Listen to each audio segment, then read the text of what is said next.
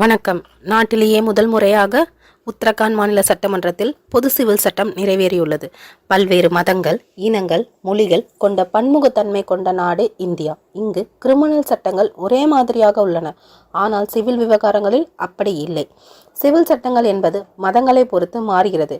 இந்த நிலையை மாற்றி நாடு முழுக்க ஒரே பொது சிவில் சட்டத்தை கொண்டு வர வேண்டும் என்பது மத்திய அரசு திட்டங்களில் ஒன்றாகும். இதற்காக மத்திய அரசு மக்களிடம் கருத்துக்களையும் கேட்டு வருகிறது.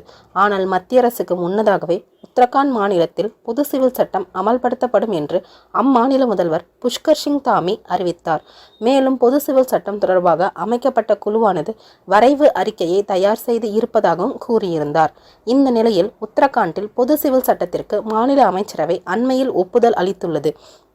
இதையடுத்து பொது சிவில் சட்ட மசோதா உத்தரகாண்ட் சட்டமன்றத்தில் நேற்று முன்தினம் தாக்கல் செய்யப்பட்டது.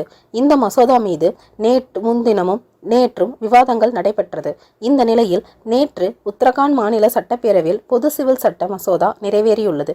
இந்த சட்டம் அமல்படுத்தப்பட்ட நிலையில் நாட்டிலேயே பொது சிவில் சட்டத்தை அமல்படுத்திய முதல் மாநிலமாக உத்தரகாண்ட் மாறியுள்ளது. நன்றி, வணக்கம்.